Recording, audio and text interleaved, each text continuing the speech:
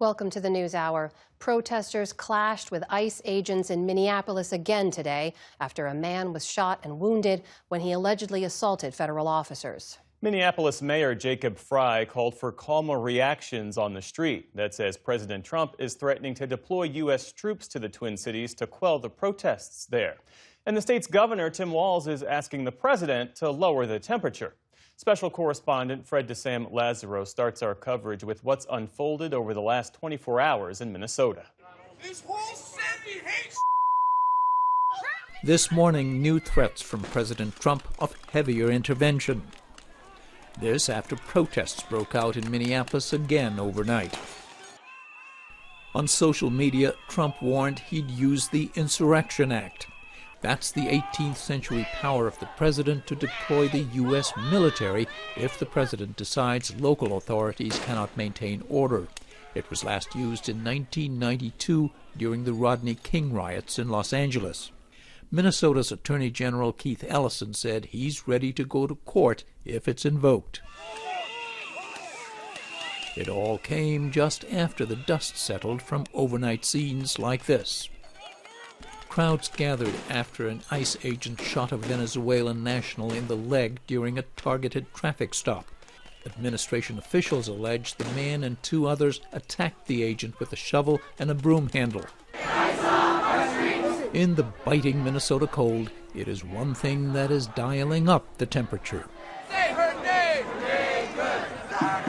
Renee Good. After the fatal shooting of 37-year-old Renee Good 1 week ago. The crowd is engaging in unlawful acts. At a late-night press conference, the city's police chief said yesterday went too far when protesters hurled rocks and fireworks at law enforcement. Mayor Jacob Frey called for calm. And for anyone that is taking the bait tonight, stop. That is not helpful.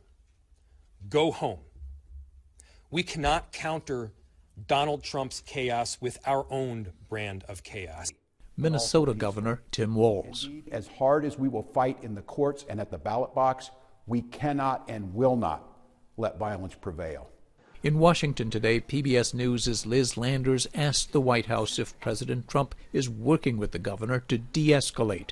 Governor Walz's office is saying today that he's trying to get a hold directly with the president. Have they spoken? Look, the president is always willing to answer the phone when people pick up and call. But I would ask that the governor stops inciting the harassment and illegal obstruction of law enforcement in his state.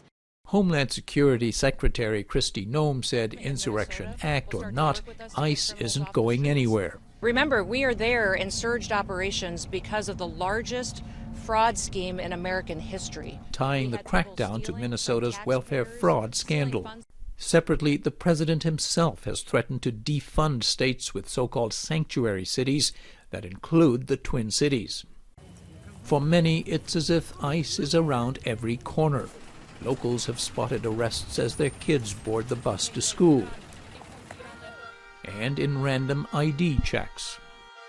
Secretary Noem today said people should carry ID to confirm their legal status, something not legally required of U.S. citizens except in circumstances like travel. Are you okay with federal agents and officers violating people's Fourth Amendment rights by asking for papers without reasonable suspicion? Every single action that our ICE officers take is according to the law and following protocols that we have used for years. Meantime, schools in the area are reporting a sharp drop in attendance, and several districts will soon offer students the option to attend online. For the PBS NewsHour, I'm Fred DeSam Lazaro in Minneapolis.